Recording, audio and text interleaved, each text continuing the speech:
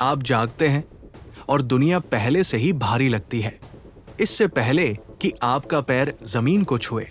ये आलस्य नहीं है, ये नाटक नहीं है, ये वो खामोश, सूखी और कठोर अनुभूति है कि आपके भीतर कुछ टूट चुका है और अब आपको समझ नहीं आता कि दोबारा शुरुआत कहां से करें।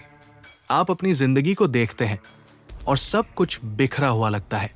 योजनाएं अधूरी है, ऊर्जा खत्म हो चुकी है, आत्मविश्वास जमीन पर पड़ा है। लेकिन सबसे बुरा गिरना नहीं है, सबसे बुरा वो सवाल है जो बार बार लौटता है, हथौड़े की तरह। ठीक है, अब क्या? मैं अपने इस बचे हुए हिस्से के साथ क्या करूं? रुकिए, सांस लीजिए, क्योंकि फिर से शुरू करना किसी बड़ी सोच से शुरू नहीं होता। फिर से शुरू करना एक छोटे, लगभग अदृश्य निर्णय से शुरू होता है। निर्णय ये कि आप एक घायल शरीर और थके हुए मन से ताकत मांगना बंद करेंगे और ताकत को वैसे बनाएंगे जैसे मांसपेशी बनाई जाती है, धीरे, निरंतर, एक दिन में एक बार। कुछ दिन ऐसे होते हैं जब हमें प्रेरणा की जरूरत नहीं होती, हमें अनुमति की जरूरत होती है।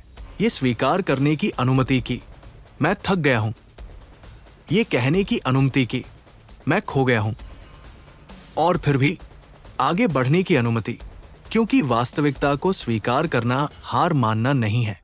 ये उस चीज से लड़ना बंद करना है जो पहले ही हो चुकी है, ताकि आप अपनी ऊर्जा उस पर लगा सकें जो अभी भी बदली जा सकती है। स्टोइक्स ने एक सरल लेकिन कठोर सत्य कहा था, आप ये नियंत्रित नहीं कर सकते कि आपको क्या चोट पहुंचाती है, लेकिन आप ये नियंत्रित करते हैं कि आप उसके साथ क्या करते हैं। दर्द आया, गिरावट हुई, समय बीत गया, ये सब तथ्य है। अब सवाल ये नहीं है कि क्या हुआ, सवाल ये है अब आप कौन बनने का चुनाव करते हैं। और हां, आपका मन आपको रोकने की कोशिश करेगा, वो हर गलती दिखाएगा, वो आपकी तुलना दूसरों से करेगा, वो आपको याद दिलाएगा कि आपने क्या पूरा नहीं किया, वो आपको कमजोर कहेगा। लेकिन सुनिए, डरा हुआ मन आपको सुरक्षित रखने के लिए नहीं, आपको स्थिर रखने के लिए कहानियां बनाता है। और सबसे खतरनाक कहानी ये होती है, अब बहुत देर हो चुकी है, ये झूठ है। वास्तविक पुनरारंभ क्या है? ये अतीत से मोलभाव बंद करना है। ये जो हुआ उसे देखना और कहना है, तुम मेरे अगले कदम को तय नहीं करते। आपको शुरू करने के लिए ठीक होने की जरूरत नहीं है, आपको बस शुरू करने की जरूरत है, ताकि एक दिन आप ठीक हो सकें। जब आप खुद पर बहुत दबाव डालते हैं, आप जाम हो जाते हैं। जब आप खुद को बहुत दोष देते हैं, आप छोड़ देते हैं। और जब आप सब कुछ एक साथ बदलना चाहते हैं, आप फिर टूट जाते हैं। इसलिए सही शुरुआत विस्फोटक नहीं होती, वो स्थिर होती है, वो अनुशासित होती है, वह दोहराई जाती है। आज आपका काम जिंदगी ठीक करना नहीं है, आज आपका काम सिर्फ एक चीज वापस पाना है, नियंत्रण।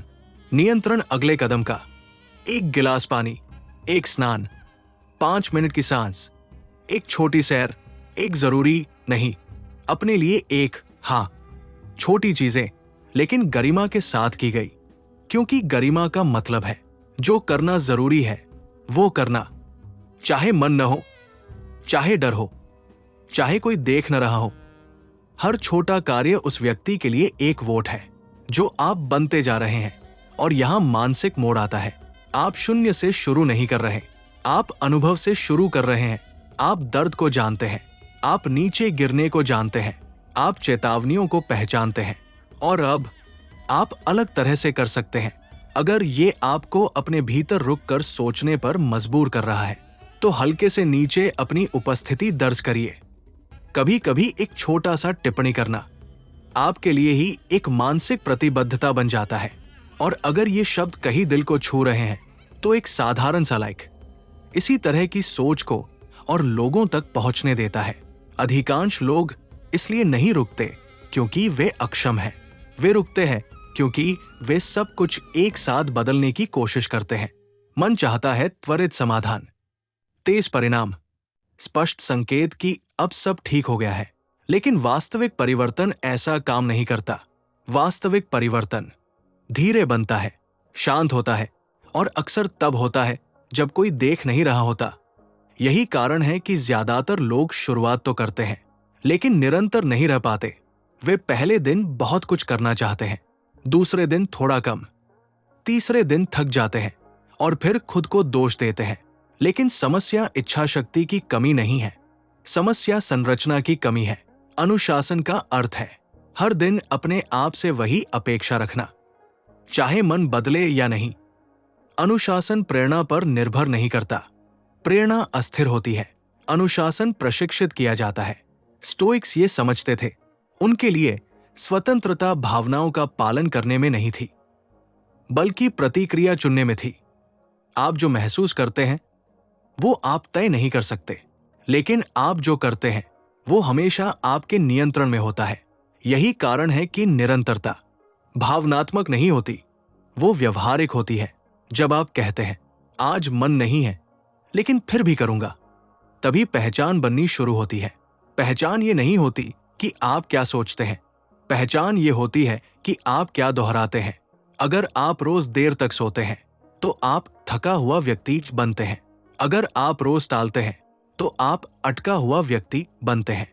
लेकिन अगर आप रोज छोटा लेकिन सही कदम उठाते हैं तो आप कुछ और बनना शुरू करते हैं।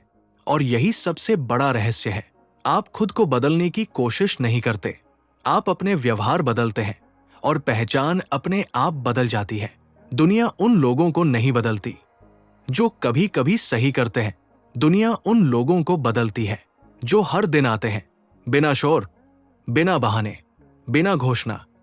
निरंतरता का मतलब ये नहीं है कि आप कभी गिरते नहीं, निरंतरता का मतलब है कि आप गिरने के बाद भी लौटते हैं।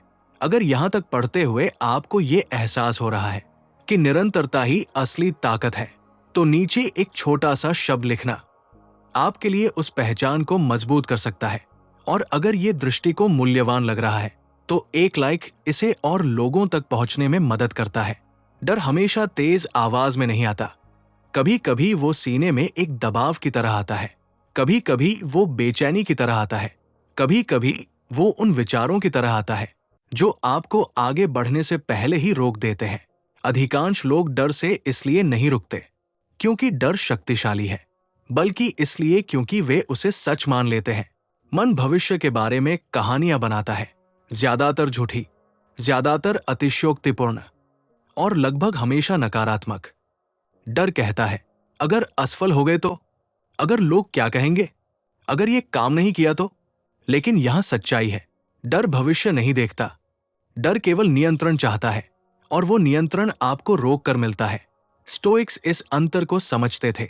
वे कहते थे जो आपके नियंत्रण में नहीं है उसके लिए ऊर्जा मत गवाइए। आप ये नियंत्रित नहीं कर सकते कि विचार आएगा या नहीं, लेकिन आप ये नियंत्रित कर सकते हैं कि आप उसका पालन करेंगे या नहीं। यही मानसिक स्वतंत्रता है। चिंता आपको तेज नहीं बनाती, चिंता आपको सतर्क नहीं बनाती, चिंता आपको जकड़ देती है। और जितना अधिक आप चिंता से लड़ते हैं उतना अधिक वो बढ़ती है।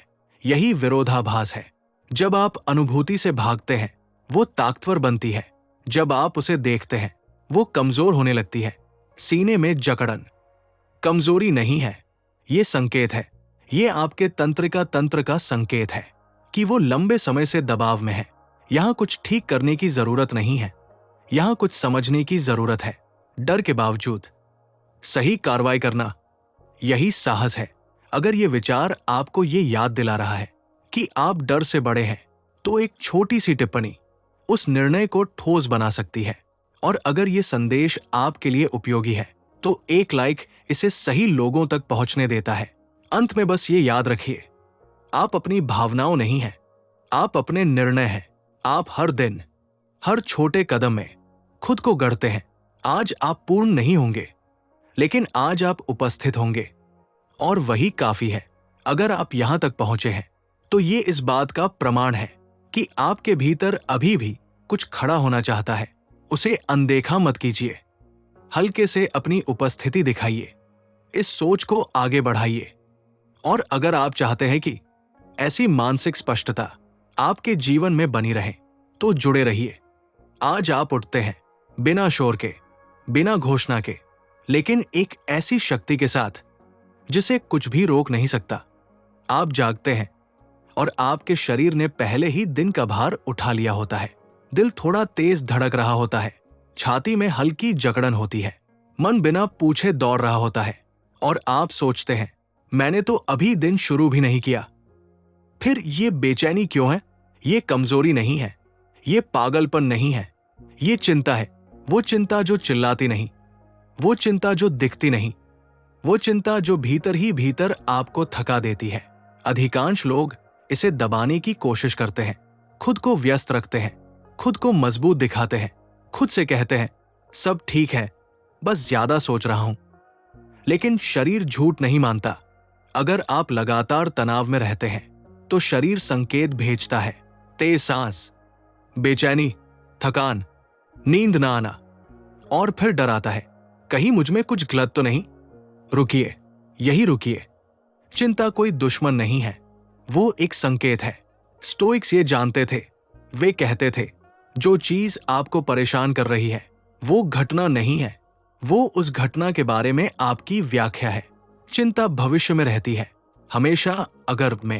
अगर ये हुआ तो, अगर मैं संभाल न पाया तो, अगर मैं टूट गया तो। लेकिन अभी इस क्षण में आप सुरक्षित हैं, आप सांस ले रहे हैं, आप पढ़ रहे हैं, आप मौजूद हैं। यही वास्तविकता है। चिंता आपको ये यकीन दिलाने की कोशिश करती है कि भविष्य अभी हो रहा है, लेकिन ये भ्रम है। मन खतरे के लिए बना है, सच के लिए नहीं। और जब मन को नियंत्रण नहीं मिलता तो वो कहानियां बनाता है, सबसे डरावनी कहानियां। यही कारण है कि चिंता तर्क से नहीं जाती, क्योंकि चिंता तर्क से पैदा नहीं होती, वो शरीर में बस जाती है। इसलिए पहला कदम ठीक होने की कोशिश नहीं है, पहला कदम है संघर्ष बंद करना। जब बेचैनी आए तो उसे हटाने की कोशिश मत कीजिए, क्योंकि आप जिससे लड़ते हैं वो और मजबूत होता है।